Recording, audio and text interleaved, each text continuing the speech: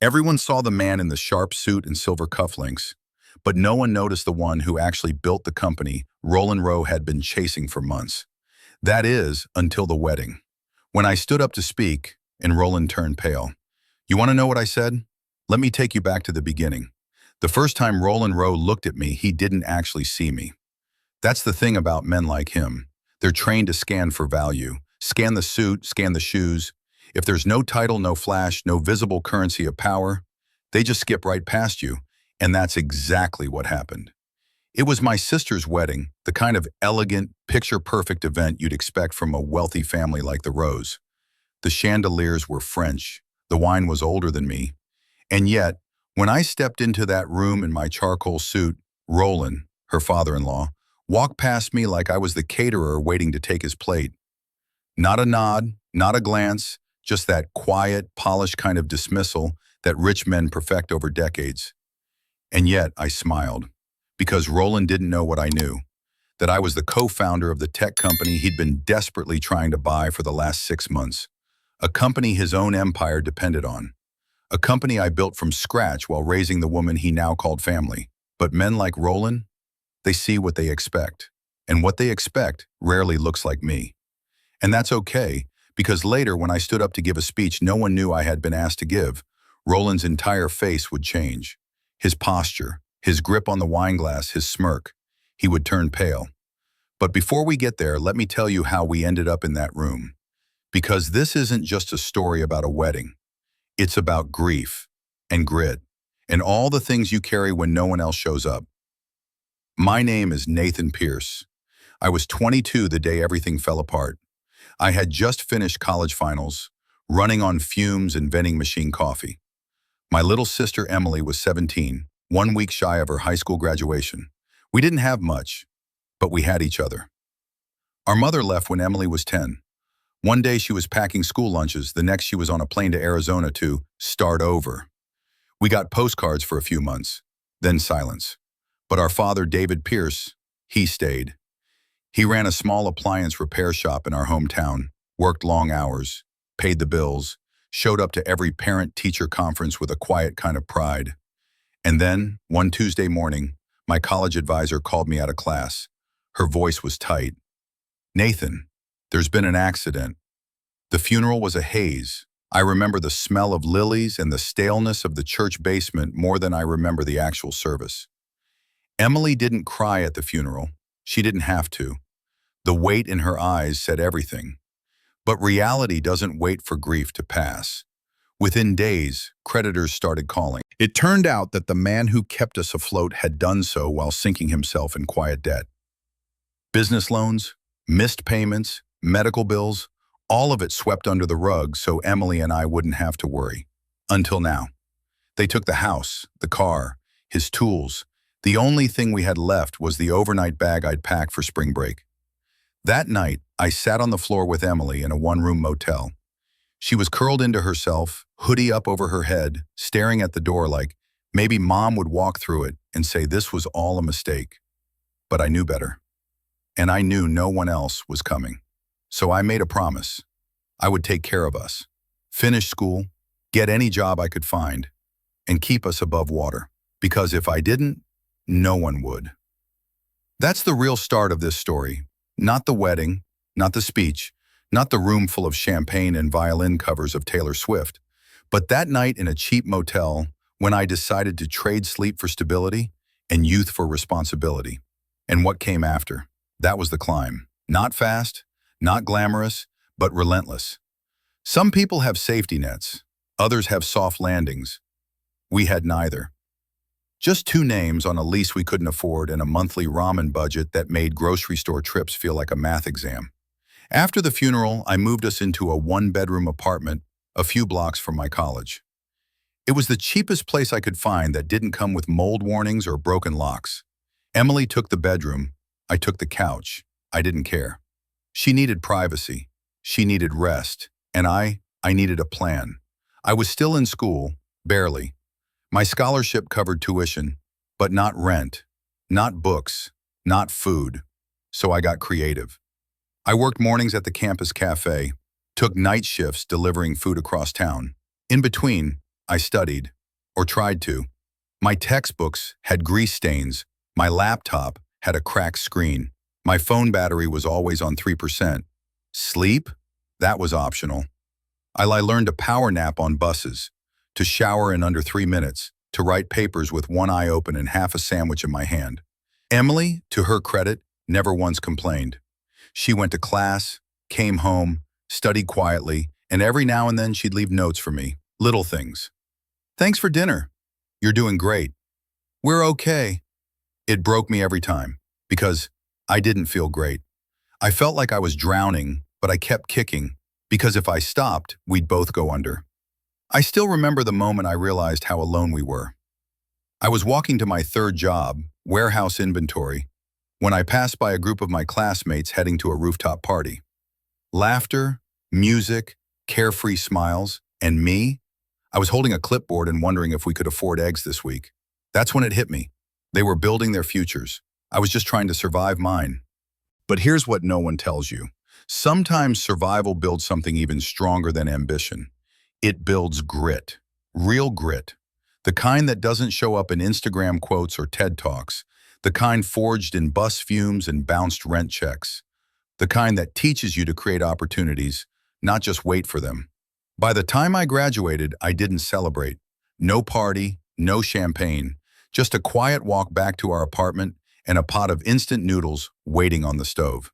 Emily had taped a card to the fridge. It said, "You did it. I always knew you would." I sat on the couch that night, my bed really, and cried harder than I had at the funeral.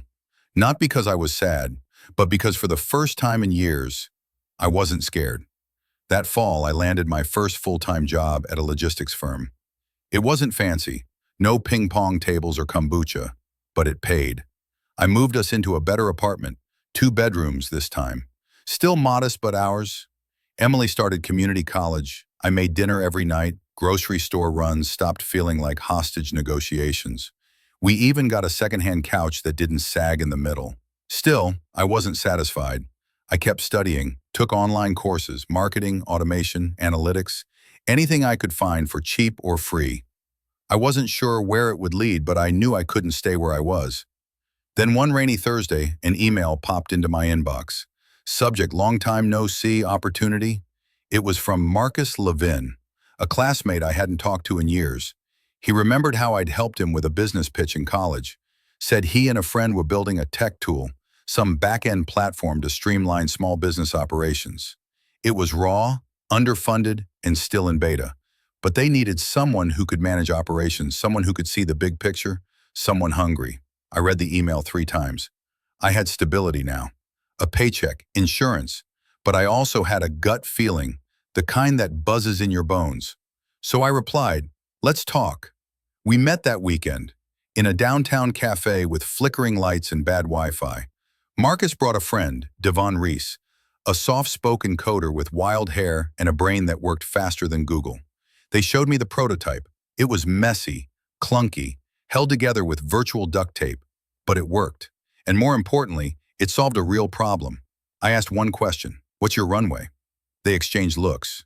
Devon shrugged. "Maybe 3 months, max." I smiled. "Okay," I said, "let's get to work." We didn't have funding. We didn't have fancy offices or ergonomic chairs or startup swag.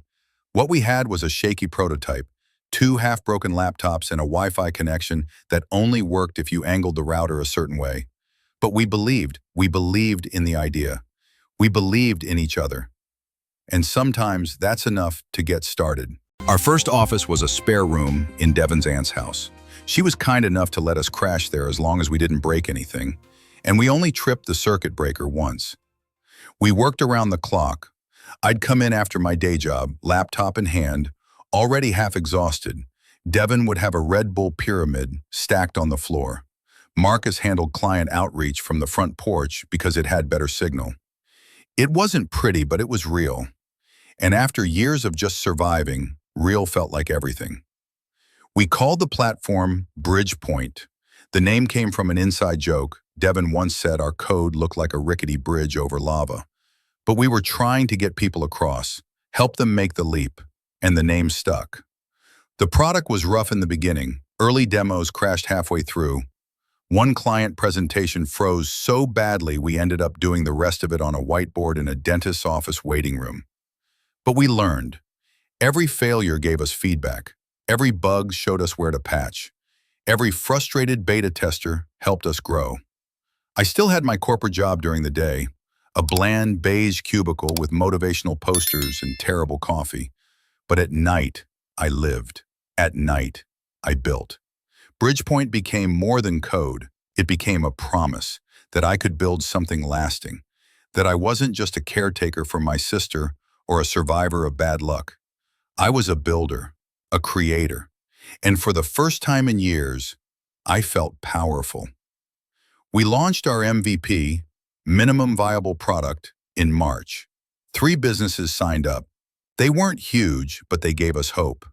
One of them, a local logistics company, saw a 30% reduction in processing time within the first month. They told their partners told others. Emails started trickling in, then flowing. We weren't ready, not for the attention, the questions, the user volume, but we adapted, fast. Then came the blog post. A mid-tier tech blogger wrote a review titled, "This little startup just saved me 4 hours a week." It went semi-viral. Suddenly, we were on people's radars, industry forums, Reddit threads, LinkedIn DMs, from folks we didn't know asking to jump on a quick call. We were nowhere near big time, but we were no longer invisible. And still, I didn't quit my day job. Why? Because I remembered the motel. I remembered the ramen budget and the foreclosure notice and the nights I didn't know if we'd make rent. I wasn't ready to let go of stability. Not yet. So I became 2 people, corporate Nate by day, startup Nate by night. One wore khakis and smiled through meetings. The other wrote code until 2 a.m. and answered customer support tickets during lunch breaks. Marcus started handling press. Devin rebuilt our server infrastructure. I worked on growth, systems, hiring, everything behind the curtain. It was exhausting. She transferred from community college to a state university, on merit. She majored in environmental science and started volunteering on weekends. Our roles slowly shifted. I was still her protector, but now she was starting to protect me too. I remember one night I came home around 3 a.m. She was still awake, baking cookies of all things. She handed me one and said, "You're allowed to breathe, you know." I laughed. Breathing is for people who aren't juggling 2 lives. She smiled. "Then maybe it's time you chose one." That stuck with me. Because for the first time, I realized I could choose. Not just react to life, but build it. When Emily called to say she was getting married, I thought she was joking. It was a Tuesday night. I had just collapsed onto the couch, still in my work clothes, eating leftover spaghetti straight from the container. My phone lit up with her name and a spark of panic. But when I answered, her voice was light, nervous, excited. "I have something to tell you," she said. And then came the words I didn't expect. "I'm getting married." I paused, spaghetti halfway to my mouth. "To who? Damien? Damien Rowe?" That name rang a bell, barely. I had met a Damien once, polite guy, clean haircut, wore dress shoes even to casual events, but I had no idea things were serious. "You're getting married?" I repeated slowly. "As in marriage, rings, vows, that kind of thing?" She laughed, a little breathlessly. "Yes, Nathan, that kind." My mind scrambled. We talked every week. How had this not come up? She must have sensed my silence because she added quickly, "I didn't know how to tell you. I didn't want you to worry, but I'm happy, really happy." Happy, that word meant everything coming from her. Because for years, happiness had been rationed, measured in safe commutes and full fridges. We didn't have time for romance when we were just surviving. But now, she had found someone, and I needed to meet him. We agreed to dinner the following Friday. I offered to cook, partly because I'm good in the kitchen, but mostly because it gave me home field advantage. I wanted to see this guy where I could read him clearly. No distractions, no restaurant noise, just eye contact, conversation, and a plate of baked ziti. When Damien arrived, he brought flowers for Emily and a bottle of wine for me. He smiled like he'd practiced it in the mirror, maybe a little too hard, but he was respectful. Well-spoken, attentive to Emily. He helped with dishes, listened when we spoke, checked all the boxes, until the last name came up. We were talking about careers over dessert. Damien mentioned his dad, that he worked in corporate acquisitions. "What's his name?" I asked, casually. "Rowe," he said. "Roland Rowe." And everything in my body went still. Roland Rowe. That name wasn't just familiar, it was frequent. He was the man who had sent a dozen emails to Bridgepoint over the past 6 months. The kind of emails that weren't technically offers, but absolutely were. I knew him by reputation before I ever saw his face. Roland Rowe didn't partner, he consumed.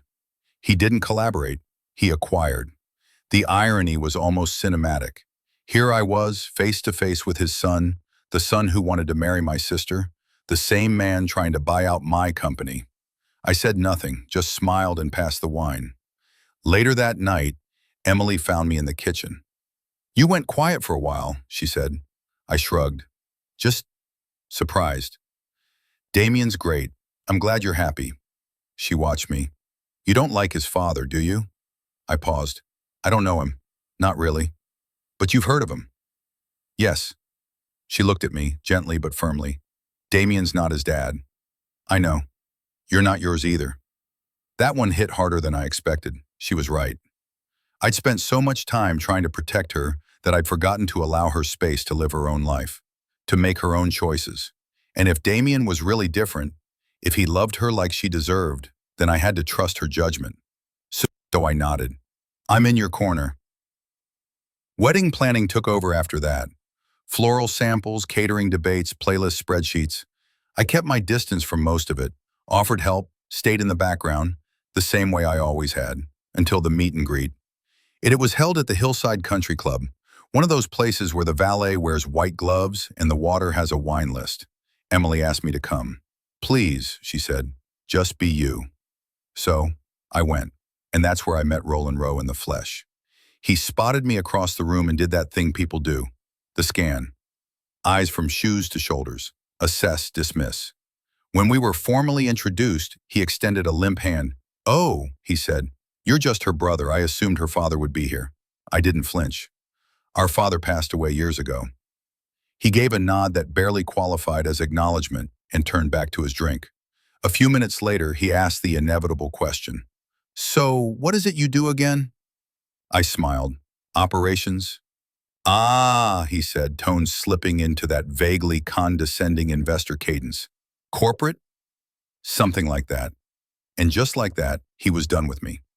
Didn't press, didn't pry, didn't recognize my name. He had no idea who I was. And I didn't correct him. Because sometimes, being underestimated is the most powerful position in the room. I wasn't planning to speak. There was no Brother of the Bride segment in the program, no microphone waiting with my name on it. I had done my part, walked Emily down the aisle, smiled through family photos, raised my glass during the toasts. That was enough. I didn't need the spotlight. But sometimes the spotlight finds you anyway. It was after the first dance. The cake had been cut, the string quartet was packing up, and most people were comfortably 2 glasses deep into the evening. That's when a catering staff member tapped my shoulder. "You're next," she said. I blinked. "Next for what?" She pointed toward the podium. "Speech, you're on the list." I stared at her. "I didn't sign up." She shrugged. "Well, someone signed you up." I looked over at Emily. She winked. I could have said no. I could have let the moment pass, avoided the attention, let Roland continue believing I was just the guy who brought the baked ziti. But something inside me stirred, not pride, not revenge, closure. Because this wasn't just a wedding, it was a full circle moment, and I wasn't going to let it slip by unnoticed. I stood, straightened my jacket, took a sip of water, and walked to the microphone. "Good evening," I began, steady and clear. "My name is Nathan Pierce. I'm Emily's brother." The room shifted, wine glasses paused, forks stopped midair. I continued. "But I wasn't just her brother growing up. After our father passed away, I became her guardian. I was 22, she was 17, and we had no one else." Soft murmurs rippled through the crowd. I was still finishing college, still trying to figure out what life was, but I didn't have time to fall apart. Emily needed food, a roof, tuition, a chance. I saw Emily's face, glowing but tearful. I took every job I could find, worked mornings, nights, weekends, Missed birthdays, lost relationships, but I never gave up because she was worth it. The room was silent. Even Roland had turned to face me. I share this, I added, voice lifting, not for sympathy, but for perspective. Because while I was juggling jobs and school, I was also building something. Pause. I co-founded a software company. Some of you may have heard of it. Bridgepoint. A beat, a ripple of recognition swept through a few guests. My co-founders and I started in a spare room. We built it on borrowed time and bad coffee. But today we serve dozens of major firms across the country. I let that sit in the air, including the one your father runs, I didn't say out loud.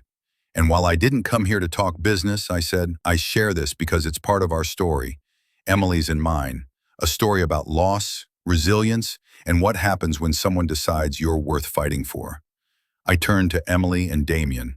I'm proud of you both. You found something real. Love that isn't built on pretense or pedigree.